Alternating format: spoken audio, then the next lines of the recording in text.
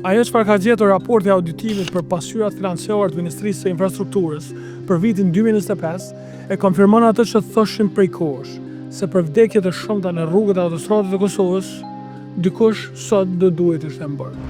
Siç e dini, për një periudhë fort shkurtër, over 10 veta vdeqën nga aksidente në rrugët e Kosovës. Në total, siç tregon raporti vjetor i punës Policisë Kosovës, 111 veta e kanë humbur jetën në aksidente për një vit. E dëgjoni mirë, 16.681 persona janë lënduar nga aksidente rrugore veç në vitin e fundit. 2 gra nga Shqipëria në autostradën Ibrahim Rugova vdiqën. Një familje ranë humner në rrugën Doll Gjakov, babaj vdiq. 3 trinj liçen Badovç vdiqën në vend ku po ndërtohej një urë. Një grua tjetër tash vohen prapë në autostradë. Të gjitha këto raste nuk janë vdekje po vrasje, sepse gjitha do të kishin shanse vitimi, sepse gjitha ndodhen për shkak gabimeve njerëzore.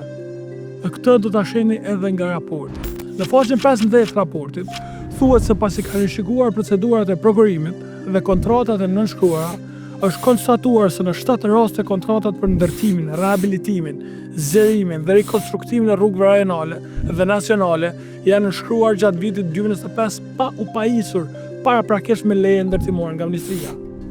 I njëjti raport thotë se këto raste përfshin investime me vlerë të konsiderueshme financiare dhe tregojnë për praktikë përsëritur të fillimit të projekteve pa plotësimin e kushteve ligjore të nevojshme. Vëmendje këto, rastet kanë ndodhur si rezultat i moszbatimit të kërkesave ligjore nga ana e Ministrisë. Po ashtu, tregon raporti, ka pasur mungesë të një mekanizmi funksional dhe kontroll efektiv të brendshëm për trajtimin dhe lëshimin e lejeve. Dhe përveç plot pasojave, kjo praktikë, e thot prap raporti, mund të ndikojnë në sigurinë dhe cilësinë e punimeve. A kuptoni pse ka ndodhur kështu? Pse rrugët janë punuar shtru pa leje ndërtimore? Sepse kështu është kriju mundësia me vjedh pa kontroll. Dhe si pasojë e gërksisë së frekshme të këtij kasap pushteti, kanë vdekë edhe njerëz. Ka këto rrugë që kur janë vjetra, nuk mirëmbohen, e kur bëhen të reja, bëhen keq. Raporti vjetor i policisë tregon se në vitin 2025 ka pasur rritje të përgjithshme të numrit të aksidenteve, plot 24.150 kanë ndodhur. Rritje të aksidenteve me pasoja fatale, rritje të aksidenteve me lëndime, rritje të aksidenteve me dëm materiale. Nuk ka ndodhur kjo rritje rastësisht.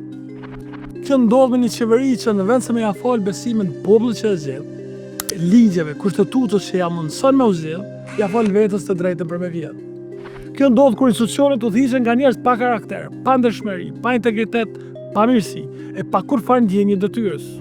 Këta vjedhin rrugë, cilat përpasoj punojnë keq, e më pas ndodhen aksidente, e vdesin njerëz, se këta nuk qeverisin bazuar mbi vlera apo mbi hajni. E hajnia atyre që shpërshen e merr edhe jetë. Prandaj, këta nuk ish dashur me qenë kulturë ministrore, por në karrikat e ftohta gjykatave të Kosovës.